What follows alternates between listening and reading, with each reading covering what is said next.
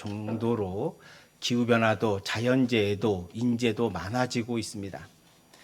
사실은 우리가 한 번도 경험하지 못한 지진과 태풍과 대형 사고들을 경험하고 있는 것이죠. 자연재해는 인간이 막으려고 해도 막을 수 없지만 적어도 인재는 막을 수 있습니다. 올 초에 투르키에 7.8 대규모 지진이 났을 때 사망자가 3만 명이 넘었습니다. 그때 투르키의 남동부의 한 도시는 한 명의 사망자도 한 건물도 무너지지 않았다고 합니다.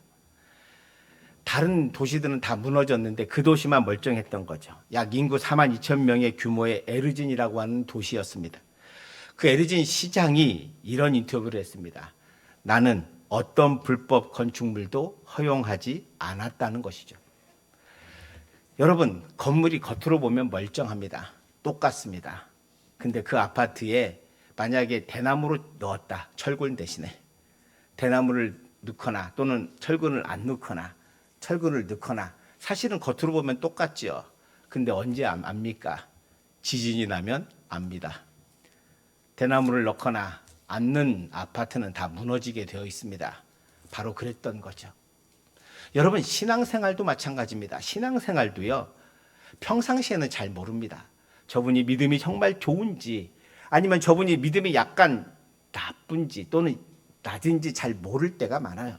근데 언제 알게 됩니까? 그분이 고난의 길을 걸을 때, 그분의 인생 가운데 광야의 삶을 살아갈 때, 그때 신앙은 반드시 그의 신앙의 수준이 드러나게 됩니다. 우리가 부흥회 때도 짝퉁의 신앙에서 명품의 신앙으로 바뀌어야 한다고 배웠습니다. 은혜 받았죠. 마찬가지입니다. 건물도 신앙도 제일 중요한 게 뭐냐? 기초를 잘 닦는 거예요.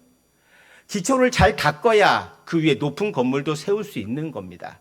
기초를 잘못 세우거나 약하게 세우면 건물을 쌓을 수 없습니다. 저는 오늘 제가 기도를 배우자라고 하는 4번째 시간인데요. 저는 여러분과 함께 기도가 우리 믿음을 쌓는 가장 기초다. 그리고 이 믿음을 쌓을 때, 기도로 믿음을 쌓을 때 우리의 신앙이 어디까지 세워질 수 있는가. 그리고 진짜 우리가 해야 될 기도가 무엇인가에 대해서 저는 오늘 여러분들과 함께 은혜 받기를 원합니다. 성도 여러분, 오늘 본문의 내용은 이런 겁니다. 예수님이 베드로와 요한을 데리고 변화산에 가셨습니다. 변화산에서 모세와 엘리야와 대화하고 있었고 거기에 계셨죠. 그런데 밑에 나머지 제자들은 기다리고 있었습니다. 그럴 때 한 사내가 귀신 들린 자기 아들을 데리고 예수님을 찾아왔습니다. 예수님 계세요? 예수님 지금 출타 중입니다. 안 계십니다. 어떡하죠? 저희 아들이 귀신 들려서 왔는데 예수님을 만나야 고칠 수 있는데 라고 하니까 제자들이 기다리라고 하는 말 대신에 본 것도 있고 또 자기들도 한번 해보고 싶어서 우리가 고쳐드리겠다고 데리고 오라고 그래서 기도를 합니다. 귀신아 나가라! 너나 나가라! 그러더라는 거예요. 안 나가는 거예요, 귀신이. 아무리 소리치고 기도해도 까딱도 안 해요. 그러고 이제 다른 사람들과 말다툼 논쟁을 계속하고 있는 가운데 있었는데 예수님이 오셨습니다. 그 사내는 주님께 쪼르륵 달려가서 주님 여기 계셨군요. 저희 아들을 치유해 주세요 라고 하면서 한마디 말을 해요. 그게 뭐냐면 제자들이 자기 아들의 병을 못 고쳤다고 일러요. 예수님께 일러요. 당신 내 제자들이 못 고쳤다고. 그러자 주님이 19절의 말씀에 책망해요. 대답하여 이르시되 믿음이 없는 세대여 내가 얼마나 너희와 함께 있으며 얼마나 너희에게 참으리요 그를 내게 데리오라 하시매. 그러니까 그 사내가 제자들이 못 고쳤다고 얘기해 주니까 주님께서 제자들에게 말한 거예요. 믿음이 없는 세대요. 제자들에게 믿음이 없다고 말하고 계십니다. 그리고 내가 너희와 얼마나 있어야 내가 얼마나 참아야 너희가 믿음이 생기겠냐. 이 한탄이시거든요. 그리고 주님이 데려온 환자에게 그 아버지에게 물어요. 이 아이가 언제부터 그랬냐? 그랬더니 어릴 때부터라고 말합니다. 어릴 때부터. 21절에 보면 어릴 때부터입니다 라고 하는 거예요. 이것은 무슨 얘기예요? 병이 막 생긴 게 아니라 병이 깊었다는 거예요. 귀신 들려가지고 삶의 죽음의 고비를 많이 넘기고 괴로워서 사는 인생이 아니라 죽어가는 인생, 정말 귀신에 매여 아무 희망도 없는 이 어린아이가 고통 속에 살고 있는 것이 오래되었다는 거예요. 그러면 그 귀신이 쉽게 나오겠습니까? 안 나오죠. 그런데 이 사내는 22절에서 귀신이 그를 죽이려고 불과 물에 자주 던졌나이다. 그러나 무엇을 하실 수 있거든 우리를 불쌍히 여기사 도와주시옵소서, 이렇게 하소연하는 거죠. 무엇을 하실 수 있거든, 그 말을 듣고 주님께서 이렇게 말씀하세요. 23절입니다. 우리 23절은 같이 봉독합시다. 시작. 예수께서 이르시되 할 수 있거든이 무슨 말이냐? 믿는 자에게 능히 하지 못할 일이 없느니라 하시니. 아멘. 아멘. 여러분, 여기에 답이 있습니다. 믿는 자에게 능히 하지 못할 일이 없다. 제자들에게 뭐라 그래요? 이 믿음이 없는 세대요. 그러니 믿음이 없으니 뭐가 안 돼요?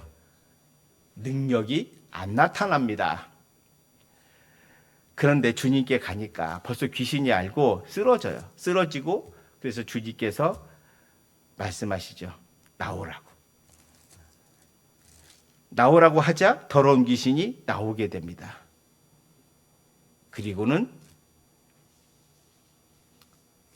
죽은 것처럼 보였던 아이가 일어나 걷고, 그리고 병을 나음을 받았다는 보고를 오늘 마가복음 오늘 본문의 말씀의 핵심이 그겁니다. 여러분, 이 말씀에서 제자들이 귀신을 쫓아내지 못하는 이유가 그대로 다 나와 있습니다. 그것이 뭐냐? 믿음이 없기 때문이라는 거예요. 답 나왔죠? 믿음이 없다. 믿음이 없다. 그러면 도대체 여러분, 믿음을 어떻게 길러야 하느냐? 도대체 믿음이 뭐냐? 내가 믿음이 좋은지 나쁜지 어떻게 알 수 있을까? 저는 그 답이 주님께서 마태복음 6장 33절에서 기도학적으로 말씀했다고 봐요. 마태복음 6장 33절이 뭔지 한번 봅시다. 지난주에도 우리가 말씀드렸습니다. 시작. 그런즉 너희는 먼저 그의 나라와 그의 의를 구하라. 그리하면 이 모든 것을 너희에게 더하시리라. 여러분, 제자들이 또는 우리가 먼저 신경 쓸 것이 그의 나라, 하나님의 나라와 의가 아니고 내 나라와 내 의를 구한 데 있다는 거예요. 기도가 잘못됐다는 거죠. 우리가 기도의 우선순위가, 삶의 우선순위가 하나님 나라와 의에 있어야 되는데 자기 나라와 의에 있는 거예요. 그러면 뭐라 그래요? 하나님 나라와 의를 구하면 나머지는 더하신다 그랬잖아요. 근데 우리의 관심은 어디 있어요? 하나님의 나라와 의는 없어. 나머지에만 관심이 있는 거예요. 나머지를 얻으려면 뭘 하라고요? 하나님 나라와 의를 구하라고요. 제자들이 그걸 못하고 있는 거예요.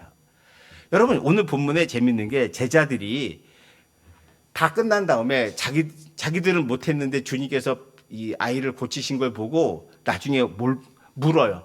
주님, 우리는 왜 그런 능력이 없습니까?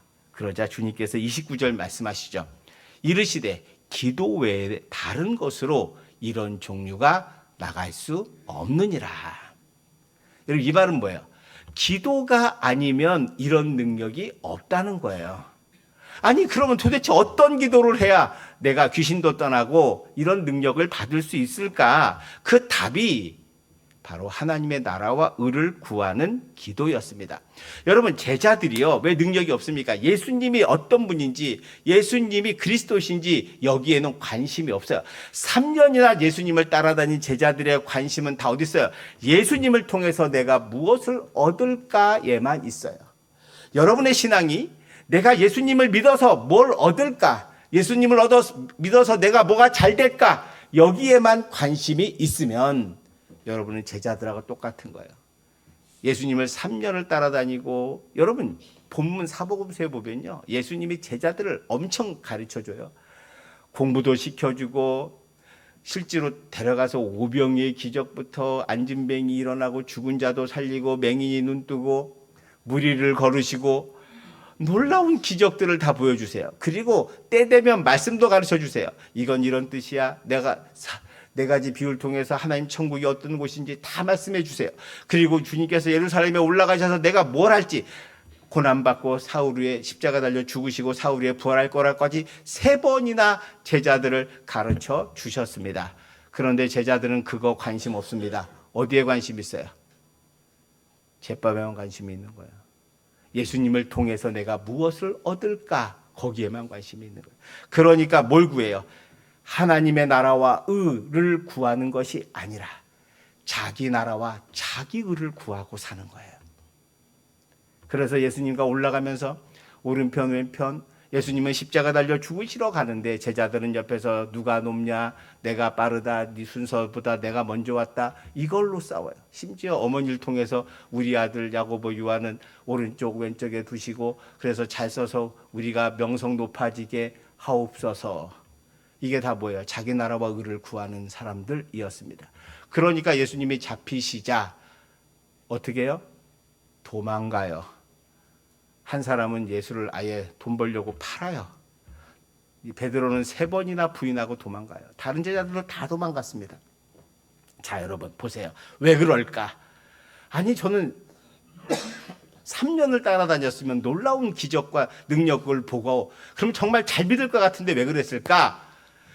여러분, 교회를 30년, 40년 다녀도 여러분이 하나님의 나라와 의를 구하지 않으면, 자기 나라와 의를 구하고 살면 이 제자들과 똑같아요. 교회는 다녀요. 그런데 마음에 기쁨이 없어요. 믿음이 안 생겨요. 조그만 고난에 시험받고 조그만 어려움에도 좌절하고 절망하게 된다는 것입니다. 여러분, 요셉을 제가 예를 들게요. 요셉이 애굽의 노예로 있다가 감옥에 갇혔습니다. 성추행범으로 갇혔습니다. 그는 결코 총리가 될 수 없습니다. 제가 보기에는 복권 맞는 확률보다 더 힘들어요. 왜?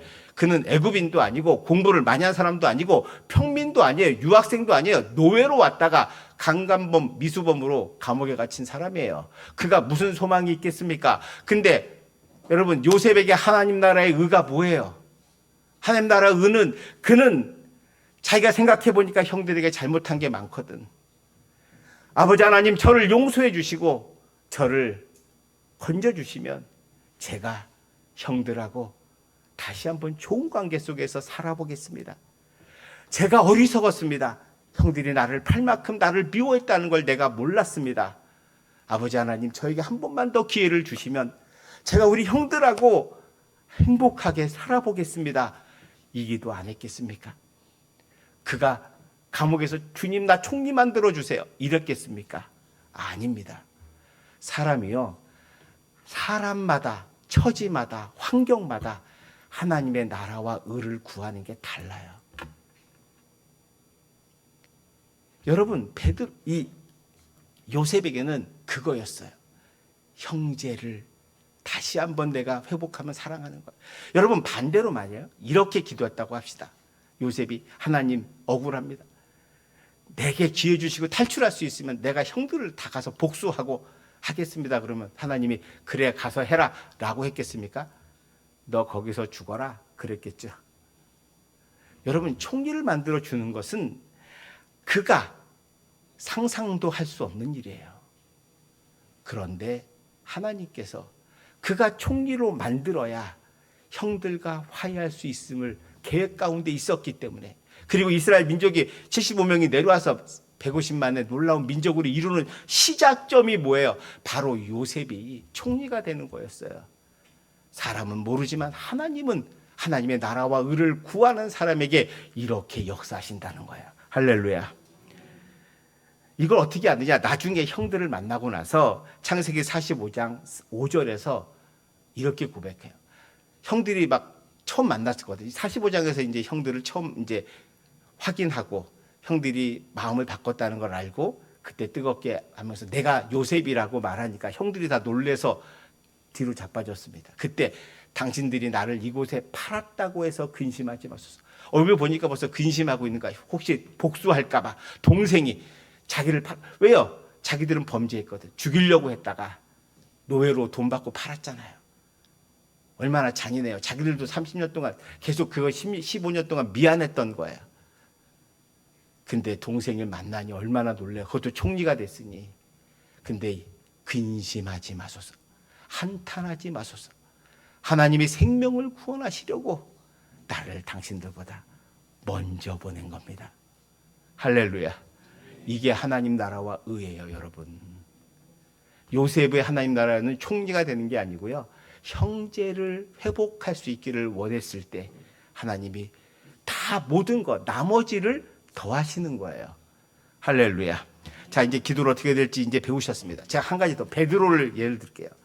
베드로가요, 자기 나라와 의를 구하고 할 때 주님의 아무리 3년을 따라다니고 내가 수제자다라고 해도 능력이 안 나타났습니다. 아무런 힘도 없었습니다. 자기 욕망에 따라 살 때는 아무런 능력과 기적이 없었어요. 그런데 그가 부활하신 예수를 만나고 마가다라 방에서 성령의 능력을 받은 다음에 기도하러 성전 미문에 올라가다 안진뱅이를 만납니다. 안진뱅이를 보면서 이렇게 말해요. 은과 금은 내게 없거니와 내게 있는 것으로 내게 주노니 나사렛 예수 그리스도의 이름으로 일어나 걸으라. 일어나 걸으라. 아멘. 일어나 걷는 거예요. 이 능력이 어디서 생겨요? 베드로가요, 성령을 받고서 자기 나라와 의를 버려요. 하나님의 나라와 의를 구하기 시작해요. 그러자 하나님께서 그 나머지는 더하시는 거예요. 능력도 더하시고 복음 전하는 데 필요한 거 다 대주는 거예요. 이게 나머지예요, 여러분. 하나님의 나라와 의를 구하는 것이 이렇게 놀라운 능력을 나타냅니다. 거기에 더 놀라운 것은 사도행전 12장에서 헤롯이 야고보를, 사도를 죽이고 예수님의 동생 야고보를 죽입니다. 그리고 베드로를 감옥에 가둬요. 그리고 안식일 지나면 내일 죽이려고 그래요. 아침에 저녁에 쇠사슬에 묶어가지고 감옥 전옥들 보고 잘 지키라고 하고, 그래서 지켜서 있는데 밤에 하나님께서 천사를 보내서 문을 열고 쇠사슬을 풀어주고 전옥이 눈을 뜨고 있는데도 다 눈 감기고 데리고 나와서 길 한복판에 세워놓습니다. 여러분, 베드로가 거기서 나 건져달라고 기도하지 않았습니다.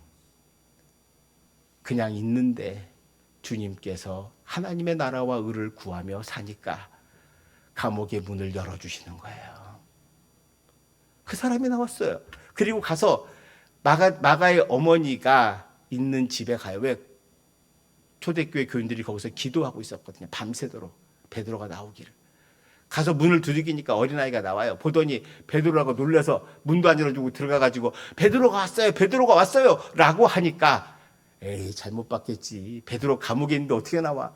자신들이 기도하고 자신들이 못 믿어. 그런 상태였어. 근데 베드로임을 알게 돼요. 여러분, 하나님의 나라와 의를 구하면 그렇게 되는 거예요.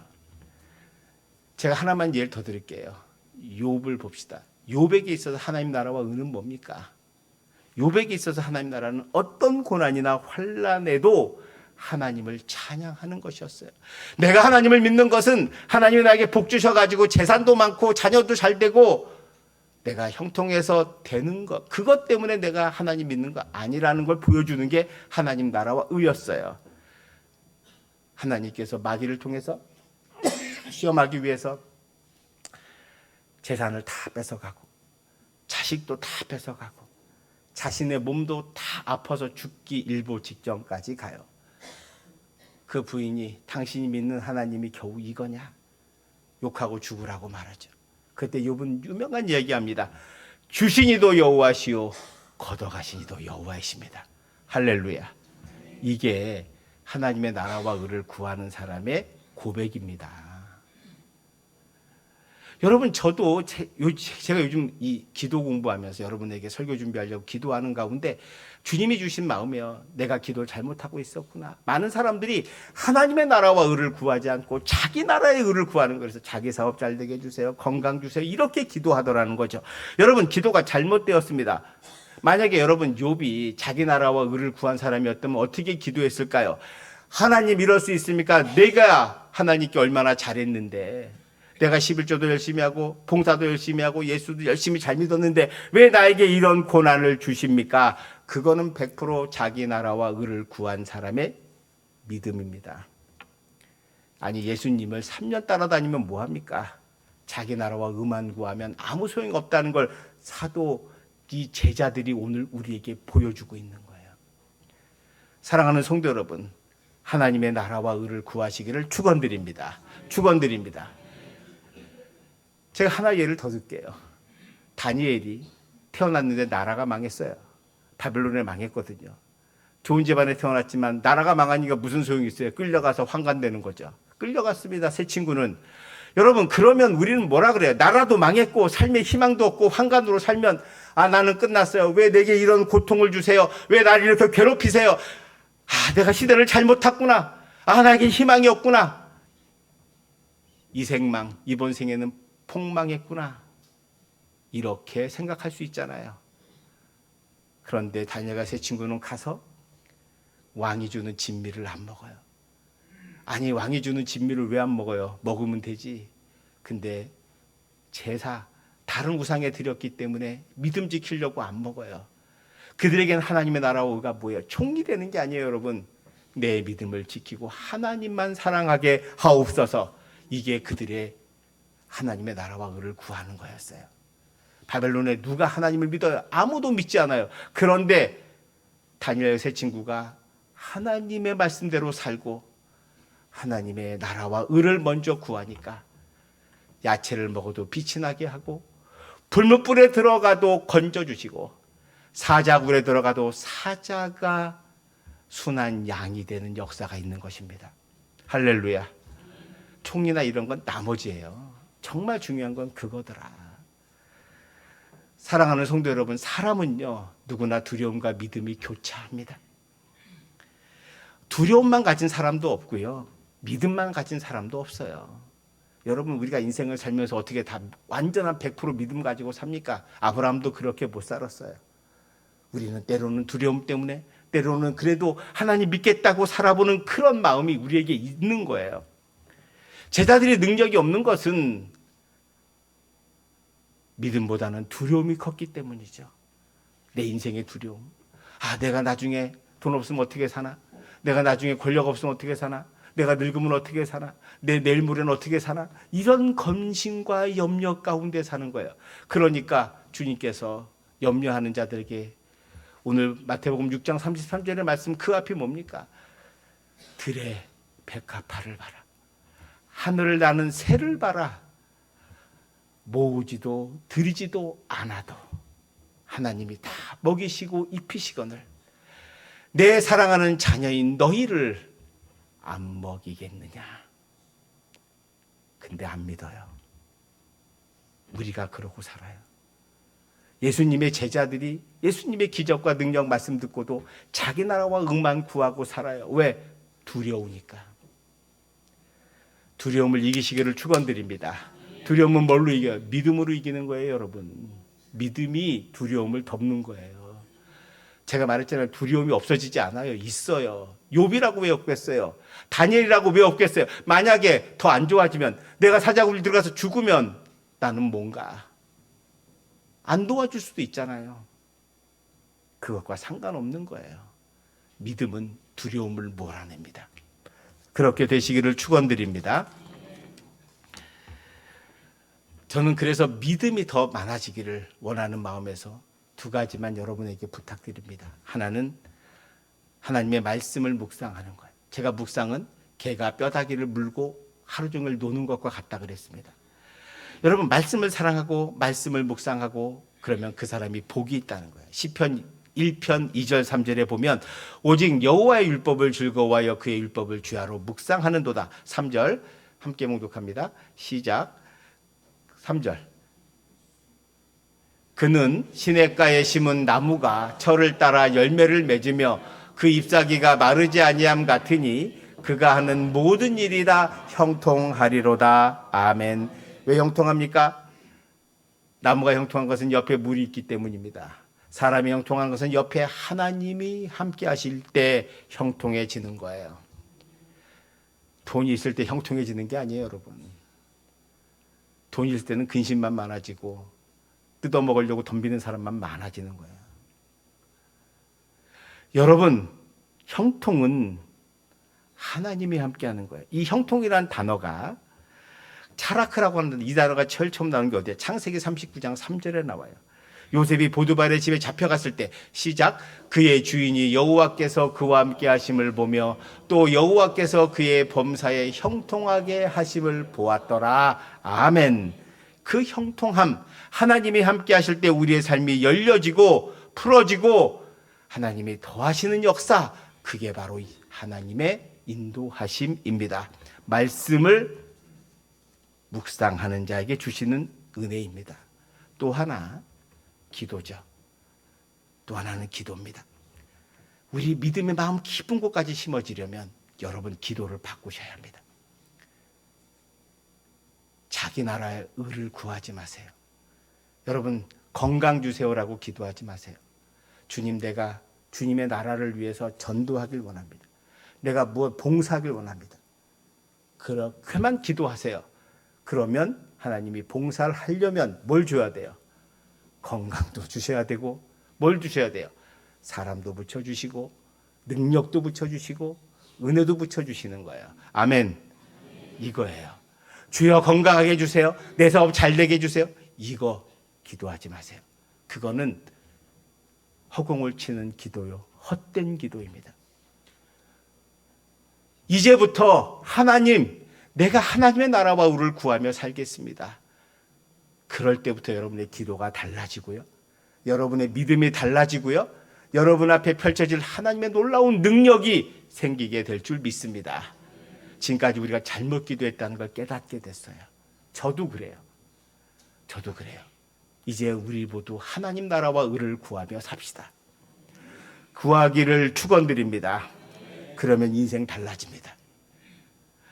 제가 금방 얘기했던 다니엘, 욥, 요셉, 베드로, 이런 사도 바울, 이런 인생이 되는 거예요.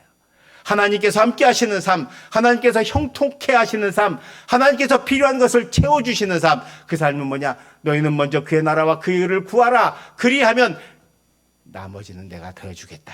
할렐루야. 이게 우리의 기도여야 합니다. 사랑하는 성도 여러분, 이제 하나님 나라와 의를 구하시기를 축원드립니다. 그럴 때 여러분의 삶이 바뀝니다. 여러분의 믿음이 바뀝니다. 여러분의 인생이 바뀝니다. 여러분의 삶에 놀라운 성령의 역사가 일어나게 될 줄 믿습니다. 기도합시다. 사랑의 하나님, 오늘 이 말씀을 통해서 우리가 자기 나라와 의를 구했음을 고백하지 않을 수 없습니다. 우리 마음 가운데 미래가 두려워서, 염려되어서 하나님 나라의 의를 구하지 못하고 내 나라와 내 의를 구했습니다. 주님, 이제 기도 바꾸기를 원합니다. 우리 성도들이 하나님의 나라와 의를 먼저 구하게 하여 주시옵소서. 그래서 두려움이 떠나고 그 안에 믿음이 세워지게 하여 주시옵시고, 하나님의 능력과 하나님의 형통하심을 삶에서 경험하게 하여 주시옵소서. 우리 성도들 각자에게 하나님의 나라와 의가 무엇인지 알게 하여 주셔서 그 하나님의 나라와 의를 구하며 살아가는 참된 그리스도인 되게 하옵소서. 예수님 이름으로 기도합니다. 아멘. 우리 모두 일어나셔서 옆분하고 인사하겠습니다.